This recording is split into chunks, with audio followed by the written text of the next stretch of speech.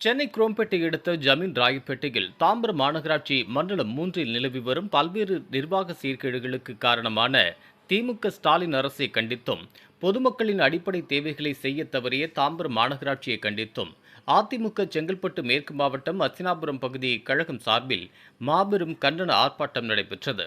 இதில் சிறப்பு அழைப்பாளராக முன்னாள் அமைச்சர் ஜெயக்குமார் கலந்து கொண்டார். உடன் முன்னாள் அமைச்சர் TKM சின்னையா மற்றும் செங்கல்பட்டு மேற்கு மாவட்ட கழக செயலாளர் ராஜேந்திரன், பகுதி செயலாளர் அருணாச்சலம், திருநீல்மலை சுபாஷ், குரோம்பேட்டை MK சதீஷ், சிட்லப்பாக்கம் மோகன், தாம்பரம் மாநகராட்சி மாமன்ற உறுப்பினர் கிருஷ்ணமூர்த்தி, சிட்லப்பாக்கம் புருஷோத்தமன் மற்றும் திரளான அதிமுகவினர் கலந்து கொண்டு திமுகவிற்கு எதிராகவும் மாநகராட்சிக்கு எதிராகவும் கண்டன கோஷமிட்டனர். திமுக அரசே வழிவிடு வழிவிடு, மக்கள் அச்சமின்றி வாழ வழிவிடு, காப்பாற்றிடு காப்பாற்றிடு, அத்தினாபுரம் பகுதி ஏரிகளை காப்பாற்றிடு என முழக்கமிட்டனர். ஏரிகளில் கழிவுநீர் கலப்பதை தடுக்கவும், ஏரிகளை பாதுகாத்திடவும், நெமிலுச்சேரி ஏரி முழுவதும் ஆகாய தாமரை செடிகளை அகற்றிடவும், குடிநீர் பற்றாக்குறையை போக்கிடவும், பொதுமக்கள் பொது சுகாதாரத்தை உறுதி செய்யவும், பாதாள சாக்கடை திட்ட பணிகளை முறையாக பராமரித்திடவும் கண்டன கோஷம் எழுப்பினர். பின்னர் செய்தியாளர்களை சந்தித்து பேசிய முன்னாள் அமைச்சர் ஜெயக்குமார், தாம்பரம் மாநகராட்சியில் அடிப்படை வசதி, கட்டமைப்பு வசதியில் படுதோல்வியடைந்துள்ளது.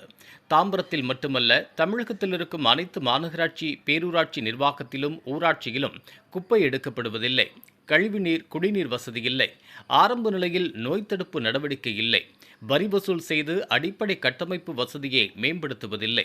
குடிநீரில் கழிவுநீர் கலந்து வந்து மக்களுக்கு பிரச்சினை உள்ளது. நீர் மேலாண்மை படுதோல்வி, சட்டம் ஒழுங்கு படுமோசம், லாக்அப் டெத், காவல்துறைக்கு பாதுகாப்பில்லை, செயின் பறிப்பு, திருட்டு, கொலை, கொள்ளை இந்தியாவில் அதிக அளவில் அரங்கேறி அமைதியில்லாத வாழ்க்கையை தான் தமிழ்நாட்டில் நிலவி வருகின்றது. ஸ்டாலின் ஒரு பொம்மை முதலமைச்சர். ஸ்டாலினுக்கு பட்டறிவும் இல்லை, பகுத்தறிவும் இல்லை. தமிழ்நாட்டில் சாலைகள் தரமாக போடப்படுவதில்லை. ஊழல்தான் நடக்கின்றது. 30-40% கமிஷனாக செல்கின்றது. கமிஷன் இப்படி செல்ல எப்படி தரமான சாலைகள் போட முடியும்? அதனால்தான் தரமற்ற சாலைகள் நமக்கு கிடைக்கின்றது. EPS சுற்றுப்பயணத்தை மக்கள் அதிகமாக வரவேற்கின்றனர். அதை சிலரால் ஜீரணிக்க முடியவில்லை என்று கூறினார். இதைத் தொடர்ந்து அதிமுகவை பாஜக என்ற மலைப்பாம்பு விழுங்குகிறது என செல்வப்பெருந்தகை கூறியது குறித்து அவரிடம் கேள்வி கேட்டதற்கு அதற்கு பொதுச் செயலாளர் பதில் சொல்லியிருக்கின்றார். அதுவே போதும் என கூறினார். அகற்றிடு அகற்றிடு, நெமிலிச்சேரி ஏரி முழுவதும் படர்ந்துள்ள ஆகாய தாமரை கொடிகளை அகற்றிடு அகற்றிடு, தாமரையை அகற்றிடு அகற்றிடு, பராமரித்திடு பராமரித்திடு, அஸ்னாபுரம் பகுதி ஏரிகளை நன்கு பராமரித்திடு நன்கு பராமரித்திடு.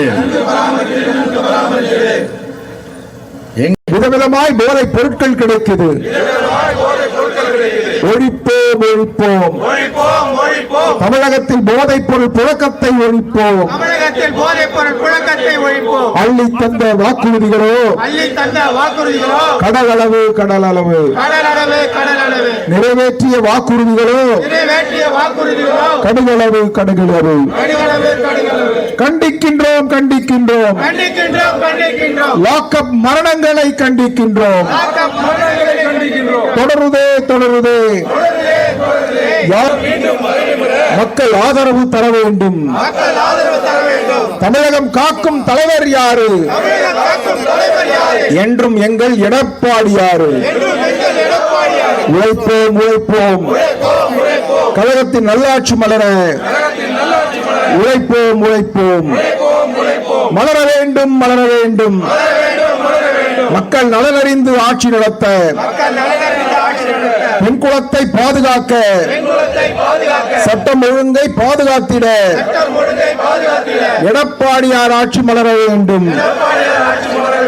எங்கள் முன்னாள் சட்டமன்ற உறுப்பினர் தன்சிங் அவர்களே, முன்னாள் சட்டமன்ற உறுப்பினர் கழக செயற்குழு உறுப்பினர் கலிதா சம்பத் அவர்களே, வர்த்தக இணைச் செயலாளர் ஆர்மியன் KNR அவர்களே, இலக்கிய அணி துணை செயலாளர் மலர்மணன் அவர்களே, மாவட்ட அவைத்தலைவர் அண்ணன் பொண்ணு, கழக பொதுச் செயலாளர், மாண்புமிகு தமிழ்நாடு சட்டப்பேரவை எதிர்கட்சி தலைவர், நாளை முதலமைச்சர் புரட்சி தமிழர் அருமையண்ணன் எடப்பாடியாருடைய ஆணைக்கிணங்க நடைபெற்றுக் கொண்டிருக்கின்ற கண்டன ஆர்ப்பாட்டத்திற்கு தலைமையேற்று கண்டன பேருரை நிகழ்த்த வருகை தந்திருக்கின்ற கழக அமைப்பு செயலாளர், மாவட்ட கழகத்தின் செயலாளர், முன்னாள் அமைச்சர், முன்னாள் சட்டப்பேரவை தலைவர், எங்களுடைய மரியாதைக்கும் மதிப்பிற்கும் உரிய அருமையண்ணன் டி ஜெயக்குமார் அவர்களை நீங்கள் நடத்தி கொண்டிருக்கிறோம். ஆனால் இதற்கெல்லாம் ஒரு தீர்வு கிடைத்ததா என்று சொன்னால் நிச்சயமாக இல்லை.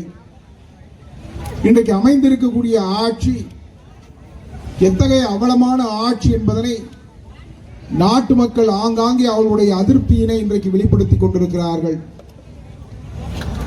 இன்றைக்கு தமிழகத்தை காக்கக்கூடிய தன்னிகரற்ற ஆளுமை அண்ணன் எடப்பாடியார் அவர்கள் தான் என்பதனை 2 தினங்களுக்கு முன்பு கோவையிலே நடைபெற்ற அந்த எழுச்சி பேரணி, மக்களை சந்திக்கக்கூடிய அந்த அற்புதமான நிகழ்வு இன்றைக்கு நமக்கெல்லாம் எடுத்துரைத்துக் கொண்டிருக்கிறது. அருமை பெரியோர்களை, 4 ஆண்டு காலம் இன்றைக்கு திமுக ஆட்சி நடைபெற்றுக் கொண்டிருக்கிறது. நாட்டு மக்கள் ஒவ்வொருவரும் தனிப்பட்ட முறையிலே இந்த ஆட்சியால் பாதிக்கப்பட்டிருக்கிறார்கள். அதுவும் குறிப்பாக தாம்பரம் மாநகராட்சியில சொத்து வரி என்பது 150% இன்றைக்கு உயர்த்தப்பட்டிருக்கிறது. 4 ஆண்டு கால ஆட்சியிலே 4 முறை மின்சார கட்டணம் உயர்த்தப்பட்டிருக்கிறது. இன்றைக்கு கூட காலையிலே நான் மாலை முரசு என்கின்ற ஒரு சேனலை பார்த்துவிட்டு வந்தேன்.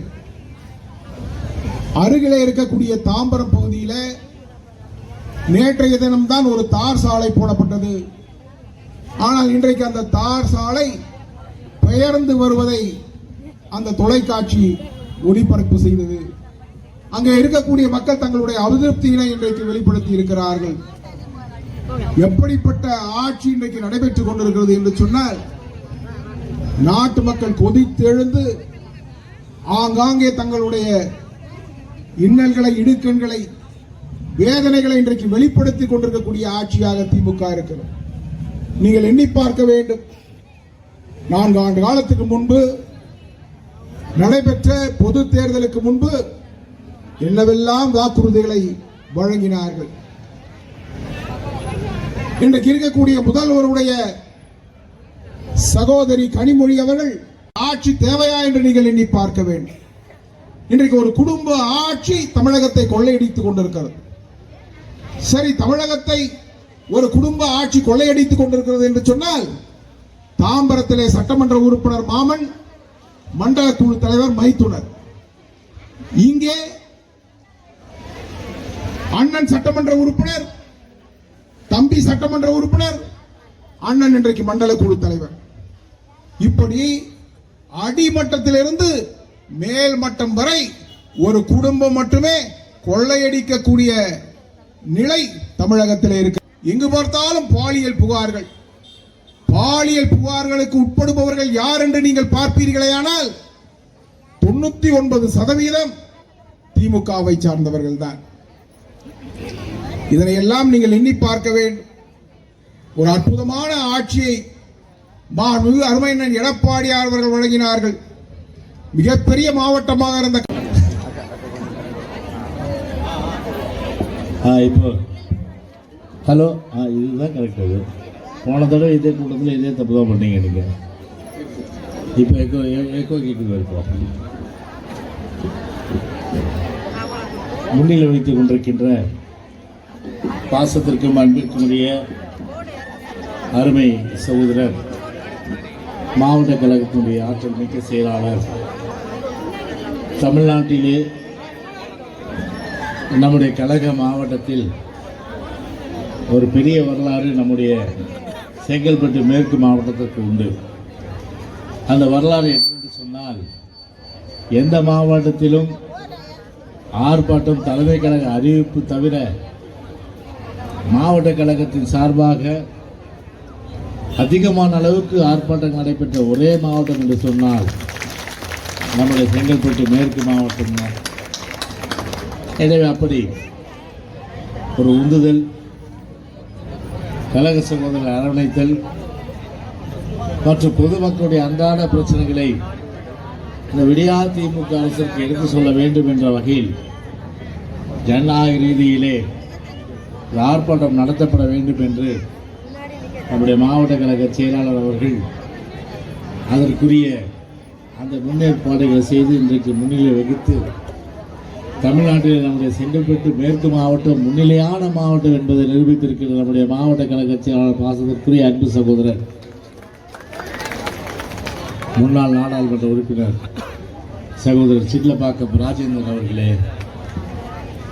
இந்த நிகழ்ச்சியிலே கலந்து கொண்டு சிறப்பித்திருக்கின்ற நம்முடைய அனைத்துலக எம்ஜிஆர் மன்றத்தினுடைய ஆற்றல் மிக்க தலைவர் பாசத்திற்கு அன்பிற்கும் உரிய இணைய சகோதரர் அருமை சகோதரர் முன்னாள் அமைச்சர் TKM சின்னையா அவர்களே, இந்த நிகழ்ச்சியிலே கலந்து கொண்டு சிறப்பித்திருக்கின்ற அருமை சகோதரர் நம் அனைவரும் வரவேற்றிருக்கின்ற சகோதரர் அன்புக்குரிய அஸ்தனாபுரம் பகுதி கழகத்துடைய ஆற்றல் மிக்க செயலாளர் சகோதரர் இந்த விடியாத திமுக அரசு, அதாவது மக்களுடைய அன்றாட பிரச்சனைகளுக்கு கூட கவனம் செலுத்தாமல் மக்களை புறக்கணிக்கின்ற அந்த போக்கை கண்டித்து நம்முடைய கழக பொதுச்செயலாளருடைய அறிவிப்புக்கு இணங்க இன்றைக்கு எழுச்சியோடு இந்த ஆர்ப்பாட்டம் இங்கே நடைபெற்றது. குறிப்பாக மக்கள் என்ன எதிர்பார்க்குறாங்க, ரெண்டு விஷயம். ஒன்று பார்த்திங்கன்னா ஒரு அடிப்படை கட்டமைப்பு வசதி. அதுவும் தாம்பரம் மாநகராட்சியை முழுக்க முழுக்க ஒரு அடிப்படை ஒரு கட்டமைப்பு வசதியில் படுதோல்வி. தாம்பரம் மாநகராட்சி மட்டும் இல்லை, தமிழ்நாட்டில் இருக்க எல்லா மாநகராட்சி பகுதிகளும், பேரூராட்சி பகுதிகளும், நகராட்சி பகுதிகளும், அதே போல் ஊராட்சியில் கூட சரி, குப்பைகள் எடுப்பது கிடையாது. அதே போன்று கழிவுநீர் செல்வதற்கான வசதி கிடையாது, குடிநீர் வசதி கிடையாது. அப்புறம் பல்வேறு வகையில் பார்த்திங்கன்னா ஒரு நோய் அதிகமாக பார்த்திங்கன்னா தாக்கம் ஏற்படுற நிலையில் அது ஆரம்ப காலத்திலே கட்டுப்படுத்த வேண்டிய அந்த நடவடிக்கை எடுப்பது கிடையாது. ஸோ அது ஆரம்ப காலத்தில் ஒரு சுகாதாரத்தை கூட அளிப்பதற்கு ஒரு தவறிய ஒரு அரசாங்கம் தான் இந்த விடியாத பொம்மை ஸ்டாலின் அரசாங்கம். எனவே அதை குறிப்பாக தமிழ்நாடு முழுவதும் அடிப்படை கட்டமைப்பு வசதிகள் மற்றும் பிற வசதிகள் இல்லாத ஒரு சூழ்நிலையில் நம்முடைய மேற்கு மாவட்டத்தில், செங்கல்பட்டு மேற்கு மாவட்டத்தை சரி, தலைமை கழக அறிவிப்பு தவிர அது தவிர கிட்டத்தட்ட ஒவ்வொரு பகுதியிலும் ஆர்ப்பாட்டங்கள் மக்கள் பிரச்சனைகளை முன்னெடுத்து நம்முடைய கழகத்துடைய மாவட்ட செயலர் திரு சிட்லப்பாக்கம் ராஜ், அதே போல் முன்னிலை வைத்த நம்முடைய ராஜேந்திரன், அது முன்னாள் அமைச்சர் சின்னையா போன்றவர் எல்லாமே இன்றைக்கி ஒரு ஆர்ப்பாட்டம் இன்றைக்கி நம்முடைய மாவட்ட செயலாளருடைய முன்னிலையில் இன்றைக்கி ராஜேந்திரனுடைய முன்னிலையில் இன்றைக்கி ஏற்பாடு செய்யப்பட்டு நீங்கள் பார்த்துருப்பீங்க எந்த அளவுக்கு பொதுமக்கள் திரண்டு வந்திருக்காங்க, எந்த அளவுக்கு இன்றைக்கி அவங்க ஒரு எழுச்சியோடு இருக்காங்கன்றது தெரியும் போது முழுக்க பார்த்திங்கன்னா அவ்வளோ கோபம் இன்றைக்கி பார்த்திங்கன்னா இந்த தாம்பரம் மாநகராட்சி மேலே வரியை வசூல் பண்ணுறாங்க. வரியை வசூல் பண்ணி என்ன பண்ணோம், அடிப்படை கட்டமைப்பு வசதி மேம்படுத்த தான் வரியை வசூல் பண்ணுது. வரியை மட்டும் வசூல் பண்ணுறாங்க கராராக. ஆனால் சாக்கடை நீர் போகிறதுக்கு வழி இல்லை, குடிநீர் வழி இல்லை. ஆகாய தாமரை முழுமையான அளவுக்கு குளங்கள் இருக்குது. அந்த தாமரை அகற்றுவதற்கு எந்த நடவடிக்கையும் எடுக்கிறது கிடையாது. அது மட்டும் இல்லாமல் பார்த்திங்கன்னா குடிநீரில் பொத்தேரி ஏரி கழிவுநீர் கலந்து பெரிய அளவுக்கு ஒரு மக்களுக்கு அங்கே பிரச்சனைகள் இருக்குது. அதை சரி செய்யறதுக்கு இல்லை. மொத்தத்தில் பார்த்திங்கன்னா அந்த வாட்டர் மேனேஜ்மெண்ட்டில் டோட்டல் ஃபெயிலியர் தான் சொல்ல முடியும் டிஎம்கே கவர்மெண்ட்டு. அப்படி முழுக்க பார்த்திங்கன்னா ஒரு மக்களுக்கு அடிப்படை கட்டமைப்பு வசதியில் ஃபெயில். சரி, சட்ட ஒழுங்காக நல்லா இருக்குன்னு பார்த்தா சட்ட ஒழுங்கு அதோட மோசம். Lockup death, 25 death. இன்றைக்கி அஜித்து ஒரு காவல்துறை இன்றைக்கி படுகொலை செய்கிற அளவுக்கு இன்றைக்கி ஒரு சாதாரண குடிமக்கள் நிலைமை ஆயிடுச்சு. ஒரு பக்கம் எப்படின்னா, இன்னொரு பக்கம் காவல்துறை அடி வாங்குற நிலைமை இருக்குது. காவல்துறை அவருடைய பைக்கில் போகும்போது அவருடைய மனைவியுடைய செயினை பிடிங்கின்னு போயிட்டாங்க இன்றைக்கி. அப்படி ஒரு காவல்துறைக்கு பாதுகாப்பு இல்லை. காவலர்களை கட்டுப்படுத்த வேண்டிய அளவுக்கு இருக்கின்ற உள்துறை அதையும் கவனிக்கிறது இல்லை. விளைவு பார்த்தீங்கன்னா எல்லாம் இந்த லாக்அப் மரணங்கள், அதே போன்று செயின் பறிப்புகள், திருட்டு, கொள்ளை சம்பவங்கள்லாம் இந்தியாவில் அதிகம் அரங்கேறி ஒரு பெரிய அளவுக்கு மக்களுக்கு சட்ட ஒழுங்கு பிரச்சனையால் ஒரு நிம்மதி இல்லாத வாழ்க்கை தான் இன்றைக்கு தமிழ்நாட்டில் நிலவுறது ஒழிய அமைதி ஏற்படுத்துவதற்கு எந்த ஒரே ஒரு விஷயம். இந்த ஸ்டாலினை பொறுத்தவரையில் பார்த்திங்கன்னா ஒரு பொம்மை முதலமைச்சர். நாட்டில் என்ன நடக்குதுன்னு கூட அவருக்கு தெரியாது. எழுதி கொடுக்குறத படித்து விட்டு அவர் டெய்லி அஜெண்டா என்ன போட்டு கொடுக்குறாங்களோ அதுபடி போட்டுட்டு வந்துடுவார், அவ்வளோதான். நாட்டில் கிரவுண்ட் ரியாலிட்டி சொல்லுவாங்க, கீழே என்ன நடக்குது அதை முதல்ல ஒரு முதலமைச்சரால் உணரணும். அந்த உணர்வை ஒரு பக்கம் அதன் அடிப்படையில் தான் நடவடிக்கை எடுக்க வேண்டிய அந்த சூழ்நிலையை ஸ்டாலின் உண்மையிலேயே அவருக்கு அந்த ஒரு ஒரு பட்டறிவும் கிடையாது, ஒரு பகுத்து உணர்ந்து கொள்ளக்கூடிய ஒரு பகுத்தறிவும் இல்லாத வகையில் தான் இன்றைக்கி ஒரு முதலமைச்சர் இன்றைக்கு பொம்மை முதலமைச்சரை நாடு பெற்றிருப்பதாக இன்றைக்கு வேதனைக்குரிய விஷயமாக இருக்குது. எனவே தான் அந்த மாதிரி ஒரு அடிப்படை கட்டமைப்பு வசதியிலையும் நிர்வாகத்திலையும் தோல்வியடைந்த முன்னாடி தான் இந்த ஆர்ப்பாட்டம் இங்கே நடைபெறுது. கடந்த 4 வருடங்களாக தாம்பரம் மாநகராட்சியில் எந்த ஒரு மக்கள் பணியும் செய்யல. அவசர கதி காலமாக இப்போ சாலைகள்லாம் போடுறாங்க. ஒரே நாளில் இப்போ ஒரு சாலையை பேர்த்துக்கிட்டு வருது. அது குறித்து உங்களோட கருத்து? இல்லை, நீங்கள் வாங்க, தமிழ்நாட்டில் எல்லா இடங்களும் சப்ஸ்டாண்டர்ட் தான். காரணம் என்ன வந்து பார்த்தீங்கன்னா ஒரு ஒரு ஒரு ஸ்டாண்டர்டாக வந்து சாலைகள் இருக்குன்னு ஸ்பெசிஃபிகேஷன் இருக்குது. ஸோ அதன்படி பார்த்தீங்கன்னா வந்து இந்த சாலைகள் போடப்படுறதா கிடையாது. நீங்கள் பார்த்துங்க, தமிழ்நாடு முழுவதும் ஹைலி கரப்டட். கிட்டத்தட்ட ஒரு சாலையில் வந்து 40% கமிஷன் வாங்கினா எப்படி சாலை நல்லா இருக்கும்?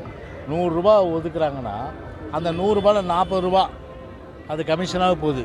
அந்த கமிஷனாக 40 ரூபா போகும்போது நீங்கள் எப்படி சாலையை வந்து ஒரு தரம் இருக்கிற ஒரு சாலையாக நீங்கள் எதிர்பார்க்க முடியும்? ஒரு தரங்கிட்ட சாலையாக தான் இருக்குது. இன்றைக்கி விளைவு என்ன? போட்ட கொஞ்ச நாளே பள்ளி இழிக்குது. அந்த மாதிரி தான் இன்றைக்கி வந்து தாம்பரம் மாநகராட்சியில் மட்டும் இல்லை, தமிழ்நாடு முழுவதும் சாலைகள்லாம் மிக மிக ஒரு மோசமாக சப்ஸ்டாண்டர்டாக இருக்கிற நிலைமை தான். நீங்கள் தாம்பரம் பல்லாவரம் இதில் போய் பாருங்கள், பல்லாவரத்தில் கூட பாருங்கள், ஒரு இடத்துல ஒரு குடிநீரில் கழிவுநீர் கலந்து 3 பேர் இறந்து போனாங்க. ஆனால் ப்ளீச்சிங் பவுடர் போடணும்னு அமைச்சர் சொல்கிறாரு. ஆனால் ப்ளீச்சிங் பவுடர் கோலமாக தான் போட்டிருக்காங்க. அதை அந்த அளவுக்கு அது ஒரு நம்ம நிருபர் வந்து கேள்வி கேட்டு கூட திணறி ஓடிட்டார். அப்படி வந்து இன்றைக்கி வந்து ஒரு சூழ்நிலை வந்து மக்கள் வந்து வஞ்சிக்கப்படுகிற நிலை தான் நிற்கிது. சரி, இபிஎஸ்னுடைய சுற்றுப்பயணம் எதிர்க்கட்சியினுடைய பார்வை எப்படி? இல்லை, பொதுவாக பார்த்தீங்கன்னா இன்றைக்கி வந்து ஒரு ஒரு சுற்றுப்பயணத்தை பொறுத்தவரை மக்கள் வந்து முழுமையான அளவுக்கு வரவேற்பு கொடுத்துருக்காங்க இல்லையா? அது சில பேரால் ஜீர்ணிக்க முடியல. சார், அதிமுகன்ற ஒரு மாபெரும் கட்சியை பிஜேபின்ற ஒரு மலைப்பாம்பு முழுங்குதுன்னு சொல்லிட்டு செல்வப்பிரந்தகை ஒரு விமர்சனம் வச்சிருக்காரு. அது பத்தி எல்லாம் பொதுச் செயலாளர் வந்து பதில் சொல்லியிருக்காரு, அதுவே போதும். இது போன்ற உள்ளூர் செய்திகள், மாநில செய்திகள் மற்றும் பயனுள்ள தகவல்களை உடனுக்குடன் தெரிந்து கொள்ள GST ஆன்லைன் மீடியாவை இலவசமாக சப்ஸ்கிரைப் செய்து கொள்ளுங்கள்.